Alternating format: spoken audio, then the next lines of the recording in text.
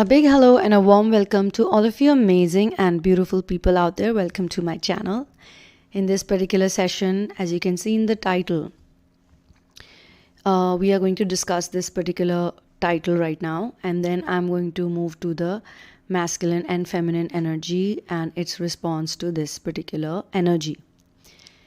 Now, before you understand this whole setup that you're in right now, you're trying to understand it any which way, right? That I'm in this situation, I'm in this setup, this is what is happening in my life, and I'm trying to understand it. Why is this happening like this? I mean, by now you should have reached to that point. I'm not talking about everyone, to be honest. I'm talking about those people who have at least reached to this type of a, questioning or consideration or thinking, I would say. Let's assume for some time you're a thinker. Again, it's a label, and some people really like to give that label to themselves.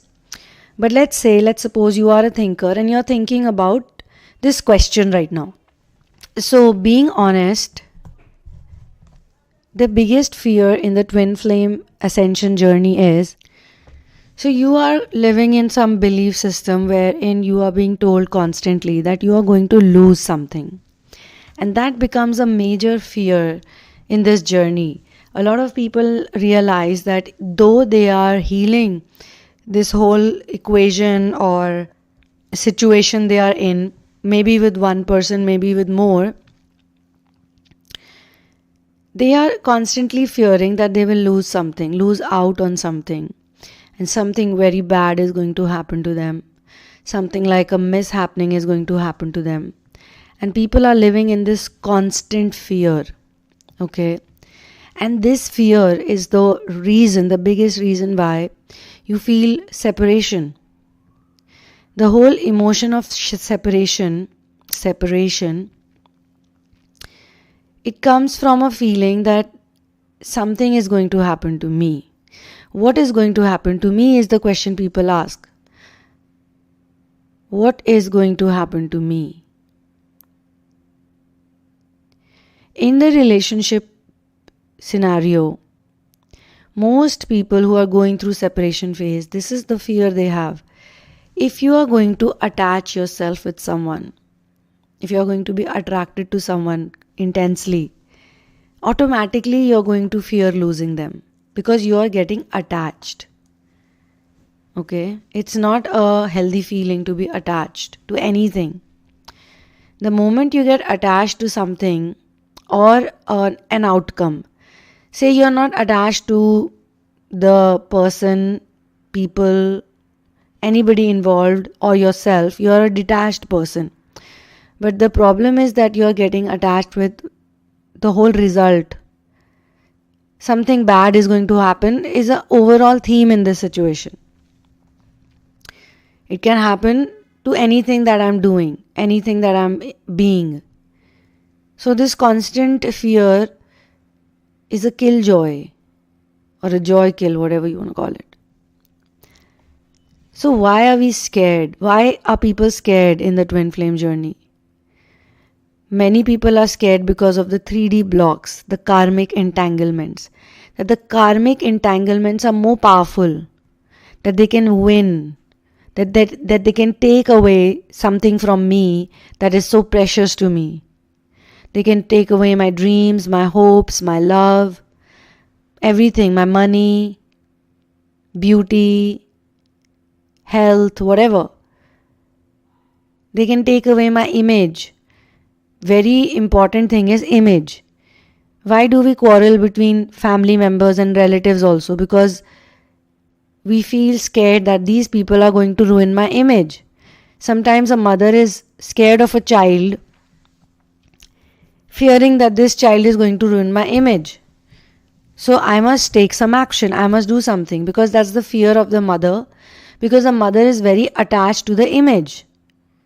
How people see her, how people perceive her. So the child's behavior is somehow connected to her image. In some cases, it's a good image. The mother is happy that my child is helping in my image, now she becomes attached to the child and that help. That without the child and without the help of the child, my image cannot be polished. My image cannot be the same. People look up to me because of this situation.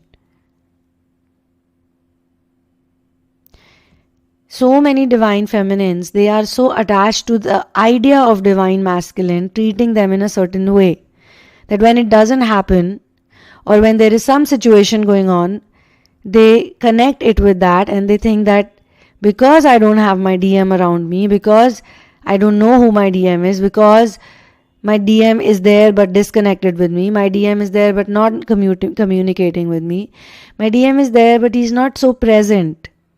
He's never present. He's never there for me when I need him. Or nobody is there for me when I need anyone. I lack the support, I lack the affection, the love, whatever. And it's all ruining my image. In front of other people, what would other people think about me? That I'm a broken person, that I am not a good enough person, that I'm not worthy of love, that I'm going to fail. Or I have failed in the past, so she has failed or he has failed.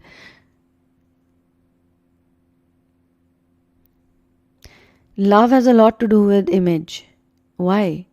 Because that's not true love. In true love, you get freedom from the image. A lot of people talk about true love. They know so much about true love and this and that.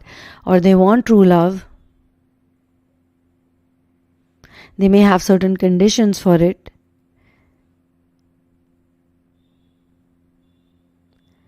Conditional love.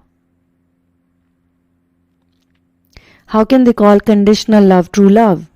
If it's true love, why so many conditions on it, around it? Because there is a lot of fear that things will not happen my way, so I need to put the conditions right away. In some past channeling, I mentioned about the DFs need to put the condition. Remember, if anyone has heard those. That if the DM does not put conditions in front of the DM, she is not going to increase her value, or she may not evaluate herself properly.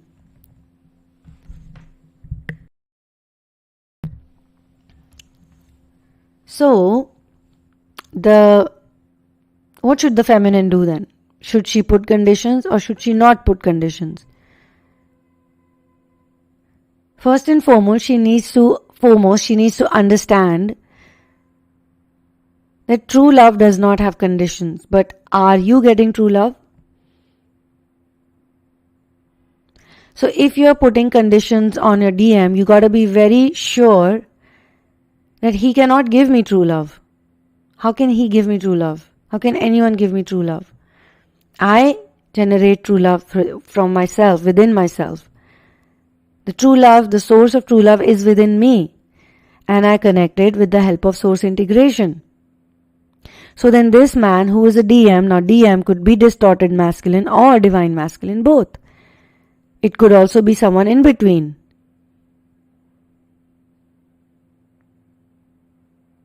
So then you need to put conditions. Because you know they are not the giver of true love to you. So if they have to enact with me in a certain way or be with me in a certain way, or I need to be with them in a certain way, then there has to be some boundaries, some conditions. Because all relationships are like that, and they should be like that. The one condition is that you are connected to source. Then these conditions apply with others. Because your true love is source. And true love is actually truth. So what is the truth here? You need to examine, you need to question. Where is the happiness coming from? Where is the love coming from? Where is the worthiness coming from? Is it actually being given to me by someone else? Is it possible that someone else can give me this? All of this?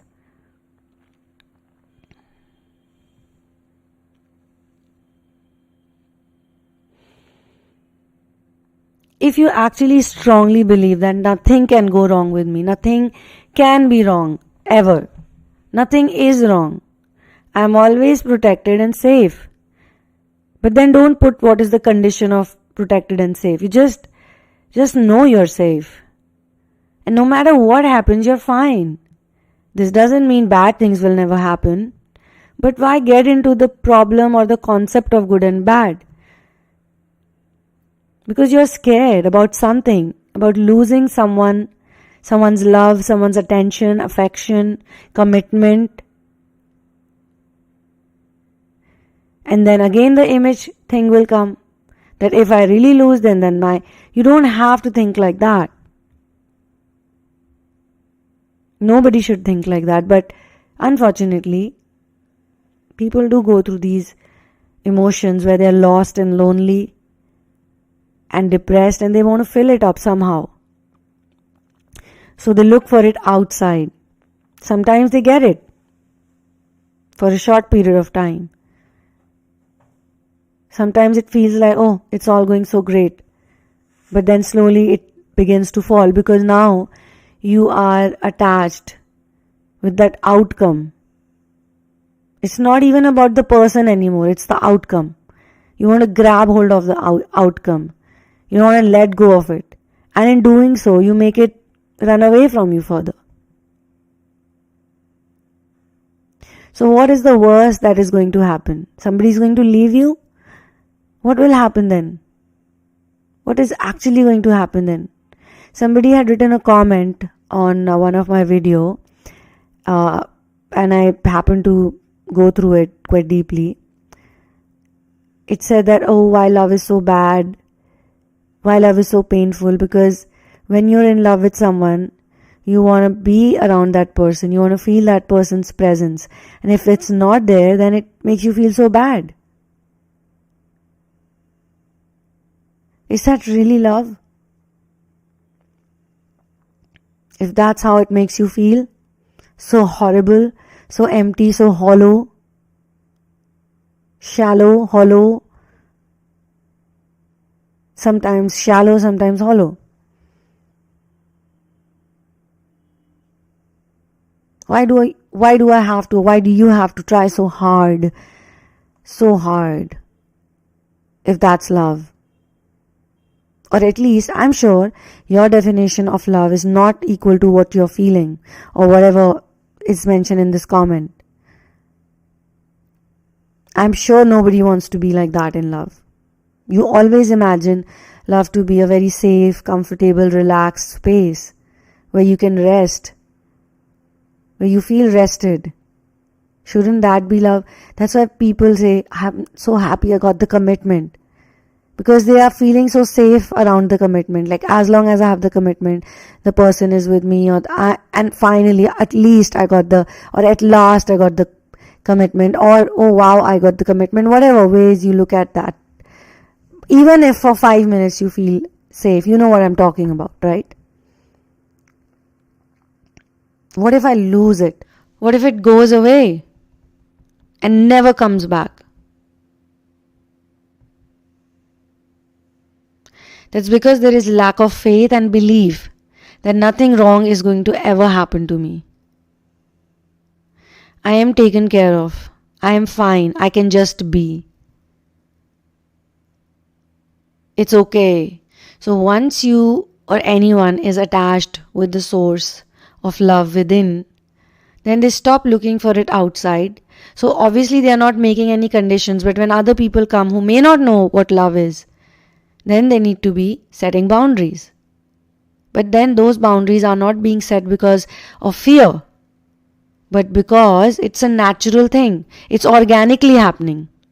Because you're just in your zone and you don't want to get disturbed, but you don't want to also get attached with that zone. Oh, I have such a nice zone, I don't want to get out of it. You're getting too attached with the zone also. So you can't. You need to carry the zone with you no matter where you are, no matter what you do. Or at least you need to know that it's within you. For personal situations, you can check out the description box, which has information on therapies as well as readings and counseling.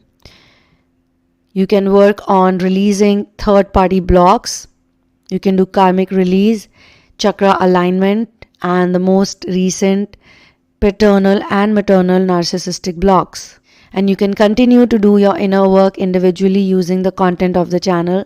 Thank you so much for doing that. I'm very happy you are so serious about your inner work. Keep it up.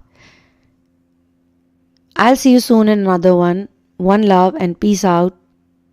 And yes, one disclaimer.